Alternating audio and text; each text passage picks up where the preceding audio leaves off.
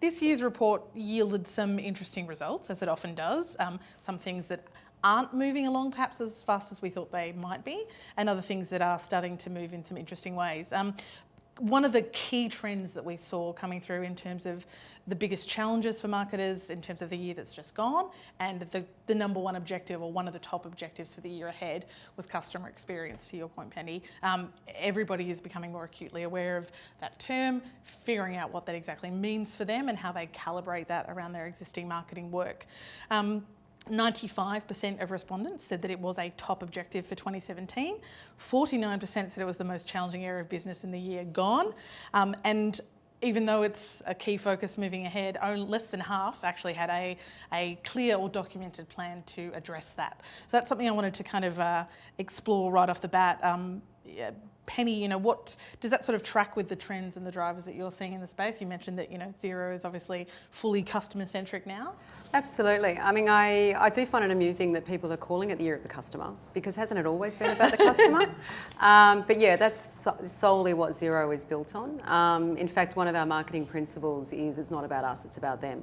And so whenever we go out to market and whenever we have discussions about what we're doing, it's always putting the customer first, whether it's our customer or partner. And that actually informs the way we do our business across all the teams.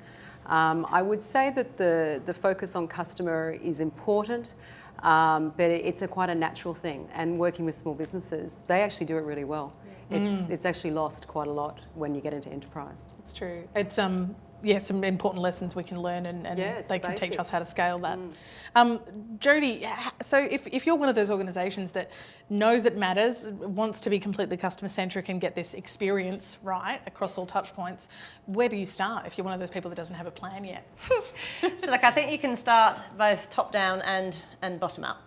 I think the first thing that's really important when you're trying to move from a kind of traditional approach to a customer centric approach is that you've got a clear strategy and that the business understands what you're trying to do.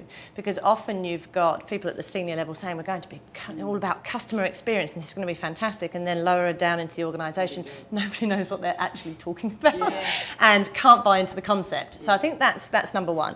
Number two is a clear strategy. So what are we actually aiming towards here, and what does success look like?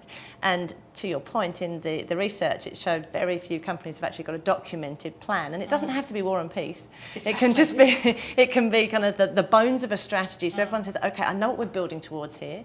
And then that definition of success, as you said. Yeah, and the definition of success.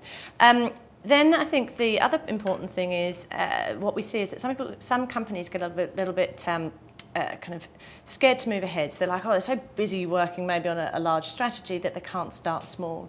And customer experience starts right from kind of grassroots up. And you can start tomorrow looking at your touch points that you have with your customers, identifying where you can improve those touch points with your customers, getting the team involved with those, and just start small. So you're actually making some incremental changes, and that the business is feeling like they're moving forward and not just kind of stuck there going, goodness me, we're just waiting for this enormous strategy to take place. So look, I think there are a number of things that can happen, and it doesn't have to be enormous to make a change. I think the last thing I would say is the whole business needs to be KPI'd around customer. Absolutely. And you keep going back to, we're all customer centric, and yet the only thing we're measuring is revenue. And the two don't match. So I think there has to be an overarching KPI, and the business says we are really serious about this, and everyone's held accountable to it. Absolutely. And of course the two are intractable. Customer experience and success and them feeling happy and thrilled with that experience is ultimately completely tethered to revenue. Yep. And you're right, I think we often insert an odd cognitive dissonance in there sometimes. Yep. Renata, what about you? What trends are you seeing over at Salesforce in this, particularly in that customer experience space? Is that phrase being used more? Well, we are in the age of the customer, but what I'd add to what Jodie said is the implication of it being a corporate-wide initiative. I think customer experience is relevant to sales. Customer experience is relevant to service. Customer experience is equally relevant to marketing. And I think what's important is that we connect all of those experiences and all of those teams with that common vision, because a true customer experience is about creating that seamless end-to-end journey. And I think that's really what the teams are trying to achieve now. So that's what I would add to Absolutely. that. And I'm sure you guys would agree, you know, a customer is the first to identify, they can tell quite instinctively if the left hand's not talking to the right hand within an organisation, if they're engaging with somebody on social media and then picking up the phone, or then talking to a salesperson or getting an email. They see fairly quickly if those things aren't connected with some type of cohesion. So yeah, it's really important that we reflect that. Processes are connected. You can follow the customer journey all the way through.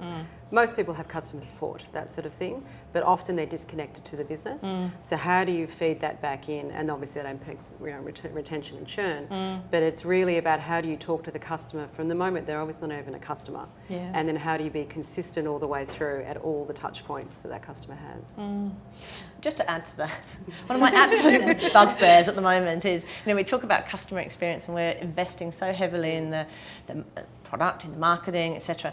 And the one part where it all falls down is customer service. And the investment is not being made in customer service at the tail end where something's gone wrong. The customer is at that point of just going, you know, this could go one way or another and I might be out here.